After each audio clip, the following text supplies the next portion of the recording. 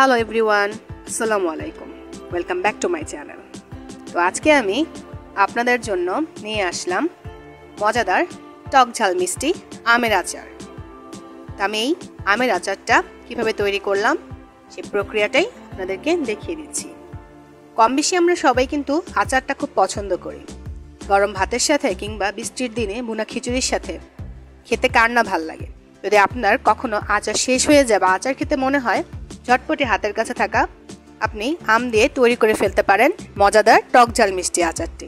এখানে দেখতে পাচ্ছেন প্রথমে আমি পরিমাণ মতো সর্ষের তেল দিয়ে দিচ্ছি, তারপরে তার সাথে আমি তেজপাতা দিয়ে দেওয়ার পরে প্রাণের পাঁচফোড়নটা দিয়ে দিলাম। এবার একটু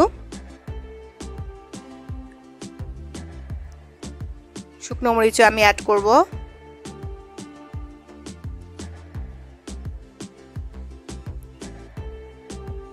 সবগুলো আমি একটু নেড়েচেড়ে নিয়েছি। এর সাথে আমি দিয়ে দেব রসুন বাটা 1 চামচ পরিমাণ, আদা বাটা 1 চামচ পরিমাণ।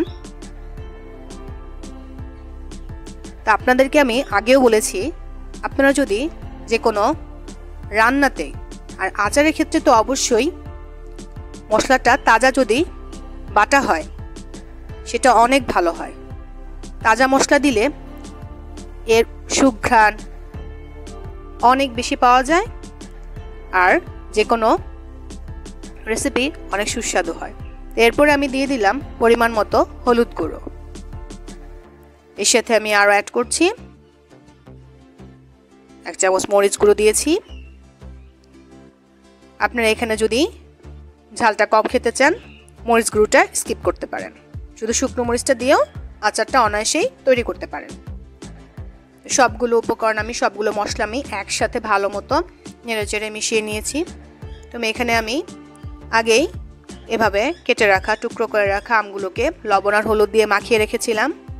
আমের টুকরোগুলো আমি এখানে সব একসাথে কড়াইতে দিয়ে দিয়েছি।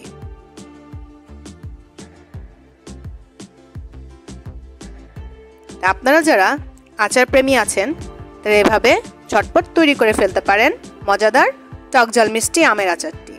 আমি এর সাথে পরিমাণ মতো লবণ অ্যাড করেছি। আপনারা আপনাদের পরিমাণ মতো লবণ কম বেশি করে দেখে নেবেন। সবগুলো উপকরণ ভালো মতো মিক্স করে দিচ্ছি যেন মশলার সাথে লবণের সাথে ভালো মতো আমের টুকরাগুলো মিশে যায়।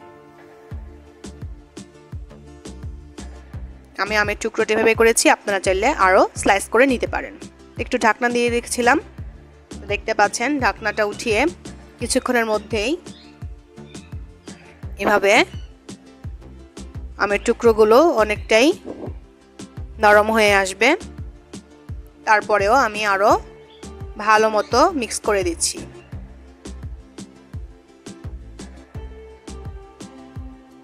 এরপর আমি এর সাথে অ্যাড করব এরকম গোল চামচের পরিমাণে 2 চামচ চিনি।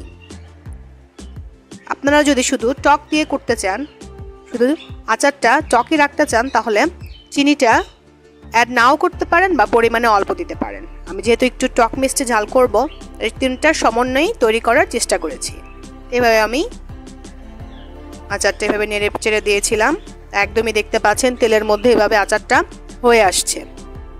আপনারা যারা আচার পছন্দ করেন তারা অবশ্যই বাসায় একবার হলো এভাবে ট্রাই করবেন আর আমার রেসিপি সম্পর্কে কমেন্টস করে জানাবেন। এভাবে আমি উপরে আর কয়েকটা শুকনো মরিচ দিয়ে দিয়েছি। আমি আলাদা করে একটু পাঁচফোড়ন আর শুকনো মরিচ একটু টেলে নিয়েছিলাম, তা গুঁড়ো করে এভাবে ছড়িয়ে দিয়েছি লাস্ট মোমেন্টে, যেন আচারের একটা সুঘ্রাণ অটুট থাকে। তারপরে আমি আরও একবার ভালো মতো আমের টুকরোটা এভাবে মশলার সাথে মিক্স করে নিচ্ছি। দেখতেই পাচ্ছেন খুব সুন্দর একটা কালার চলে এসেছে, তেলটাও সাইড দিয়ে ভেসে এসেছে। এভাবে ঝটপট তৈরি করে ফেললাম আমের টক ঝাল মিষ্টি আচারটি। তো আপনাদের যদি আমার এই আচার রেসিপিটা ভালো লেগে থাকে তাহলে অবশ্যই আমার চ্যানেলটি বেশি বেশি করে সাবস্ক্রাইব করে আমার সাথেই থাকবেন আর আমার ভিডিওটি পছন্দ হলে একটা লাইক দিয়ে দেবেন।